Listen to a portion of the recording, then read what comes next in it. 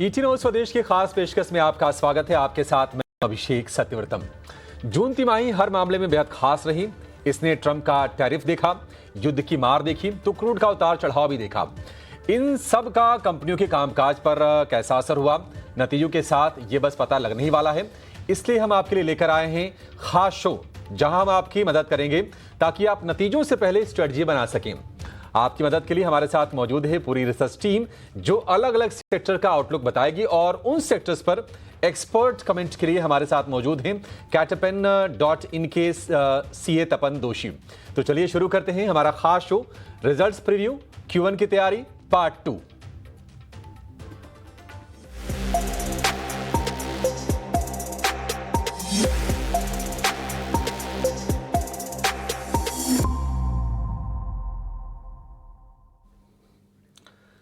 तो नतीजों का सीजन बस शुरू होने ही वाला है और हम करा रहे हैं आपकी पूरी तैयारी। इसके पहले भी हमने एक शो किया है पार्ट 1 में, जिसने हमने कई सारे बड़े सेक्टर, ऑटो हो गया, IT हो गया, बैंकिंग, फाइनेंशियल, इनका हमने जायजा लिया था। और आज कुछ और सेक्टर्स को हम कवर करने वाले हैं।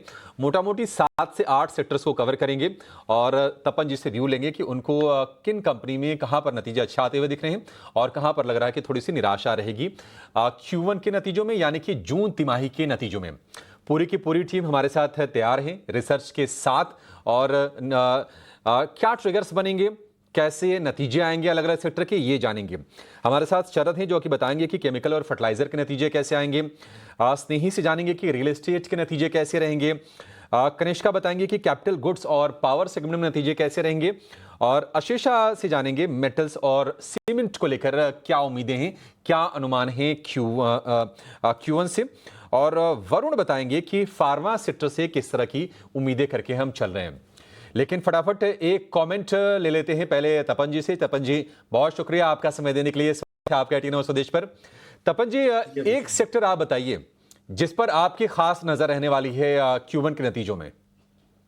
जी अभिषेक जी, देखो एक सेक्टर जो अभी मैं बात करना चाहता हूँ वो एक पावर सेक्टर है कि अगर आप देखें तो काफी टाइम से 2-3 महीने से वो चल नहीं रहा था, लेकिन मुझे ऐसा लग रहा है कि यहाँ से कंजम्पशन बढ़ेगा और यहाँ से मुझे लग रहा है प्रॉफिटेबिलिटी में भी काफी चेंजेस धीरे धीरे आएंगे और उसमें आपको थोड़ा ध्यान में रखना है। और यहाँ भी अगर आप देखो ना तो जो जल्दी मानसून है तो उसके वजह से वहाँ प्रॉब्लम आया था, लेकिन कंपनीज काफी अच्छा कर रही है। उसमें खास करके मैं एक कंपनी का नाम देना चाहता हूँ, वो है टाटा पावर।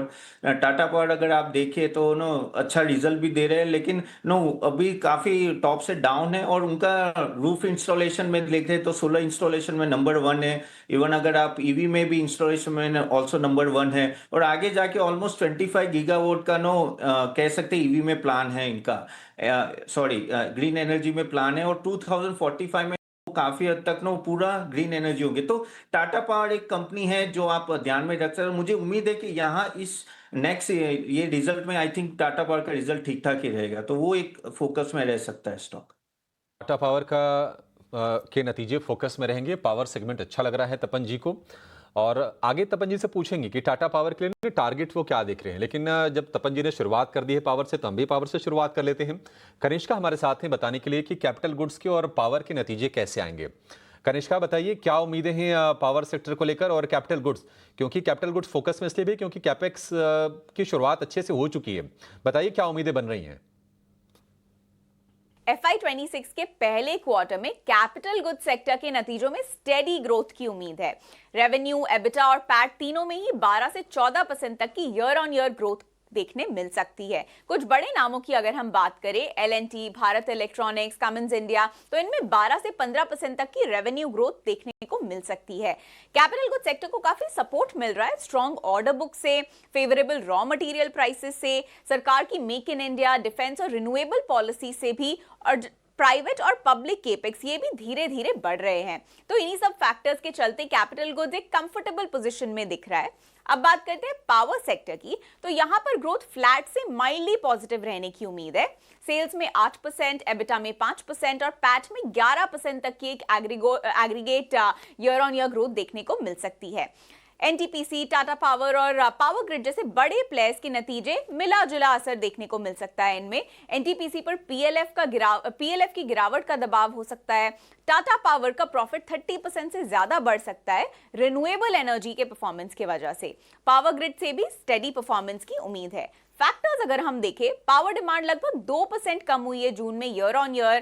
थर्मल पीएलएफ गिरकर 66.6% पर आ गया है, लेकिन रेन्युएबल पावर उसका शेयर बढ़कर 17% हुआ है, जिससे आरई कंपनियों को फायदा मिल सकता है। तो नतीजों की चमक रेन्युएबल एनर्जी कंपनियों और स्ट्रॉन्ग ऑर्डर बुक वाली कैपिटल गुड्स कंपनियों में देखने को मिल सकती है। ठीक है, वो कंपनियां जिनकी ऑर्डर बुक मजबूत हैं और वो कंपनीज जो रिन्यूएबल पर फोकस अच्छे से बढ़ा रही हैं, उसमें टाटा पावर प्रमुख है। उसका कनिष्का ने नाम भी लिया।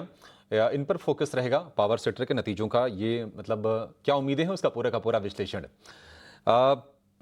कनिष्का ने कहा तपन जी कि टाटा पावर के मुनाफे में 32% की ग्रोथ संभव है, तो स्ट्रॉन्ग नंबर्स देगी टाटा पावर, ऐसा अनुमान है। और आप भी कह रहे हैं टाटा पावर पसंद है आपको, तो फटाफट टारगेट भी बता दीजिए। जी, टाटा पावर का मेरा टारगेट 470 होगा यहाँ से। ठीक है, टाटा पावर होगा वो होगा 470 रुपए का। ये तपन जी का भरोसा इस कंपनी पर हम देख रहे हैं।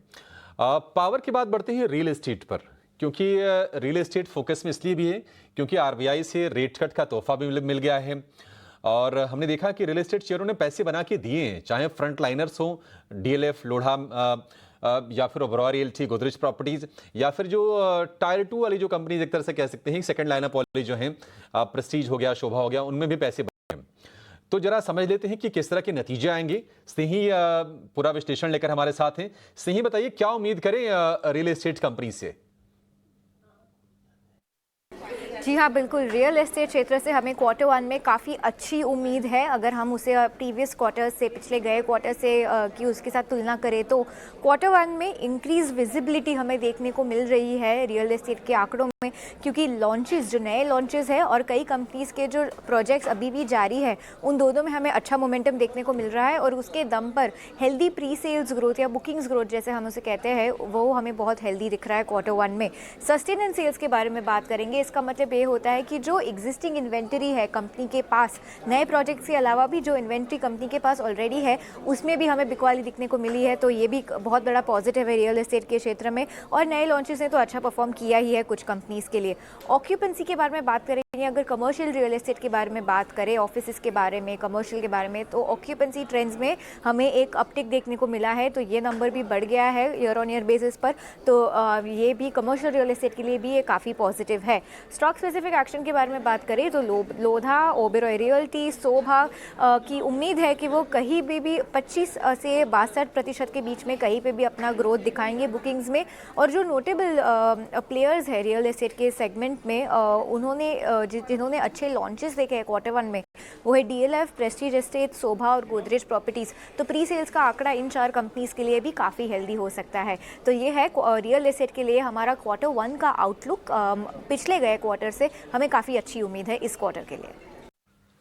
ठीक है, तो उम्मीदें ठीक ठाक हैं इस क्वार्टर से। तपन जी, आप बताइए, आप कैसे एक्सपेक्टेशंस कर रहे हैं? और किसी को अगर थोड़ा सा पहले से प्रीएम्प्ट करके कोई शेयर चुनना हो अगर, तो आपके रडार पर कौन सा शेयर रहेगा?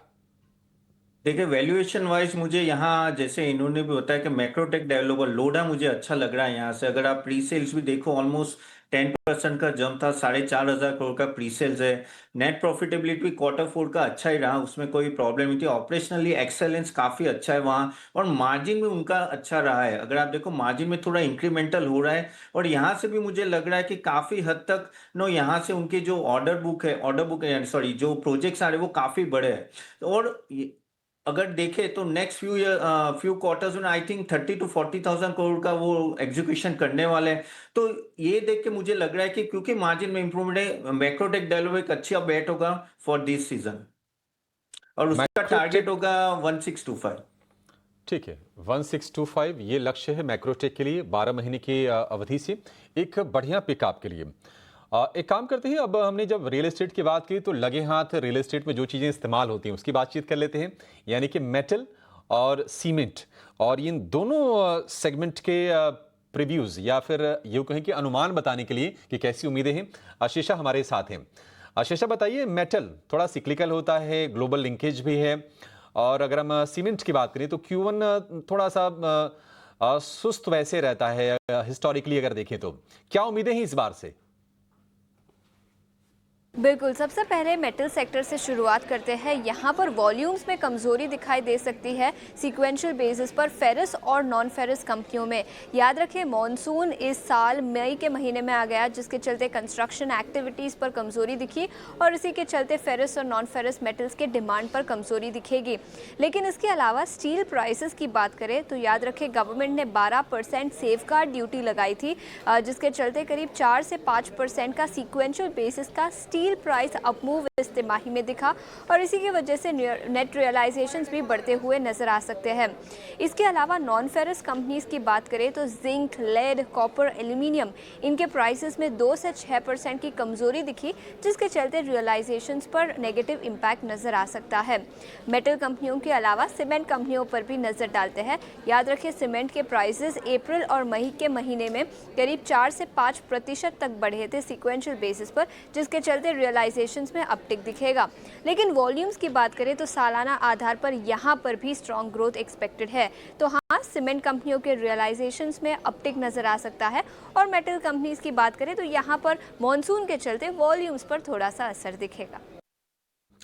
ठीक है, मेटल हो या फिर सीमेंट हो, दोनों के लिए अर्ली मॉनसून थोड़ा सा हम देखने की नेगेटिव है। और वैसे भी देखने को मिलता है कि Q1 अगर आप देखेंगे तो थोड़ा सा कमज़ोर रहता है सीमेंट वाली कंपनीज के लिए, क्योंकि कंस्ट्रक्शन एक्टिविटी थोड़ी सी कम होती है इस तिमाही के दौरान।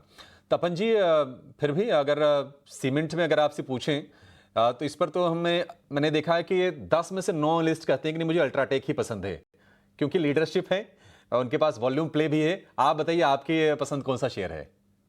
जी अभिषेक जी, आपने बट ऑब्वियस बोल दिया, अल्ट्राटेक सीमेंट ही है मेरा भी चॉइस। क्योंकि देखिए, जिन तरह का उनका ऑपरेशनल एफिशिएंसी रहे, जिस तरह से एग्जीक्यूशन है, अगर आप देखो नया प्लांट भी वो कमीशन करे 1.8 MTPA का, और यहाँ से वो कैपेसिटी काफी बढ़ा भी रहे अपनी। और उन्होंने इंडिया कहते हैं इंडिया सीमेंट में जो 7% स्टेक था वो कंप्लीट भी हो गया है। और अगर आप देखो, नॉर्मली ये सीजन जो होता है ना सीमेंट कंपनी के लिए अच्छा नहीं होता, लेकिन इस बार सीमेंट कंपनी को कोई फर्क नहीं पड़ा है। आप देखो स्टॉक अच्छा ही कर रहे हैं और आगे जाके काफी हद तक इंफ्रास्ट्रक्चर प्रोजेक्ट्स आने वाले हैं, रियल एस्टेट भी ठीक ठाक ही लग रहा है।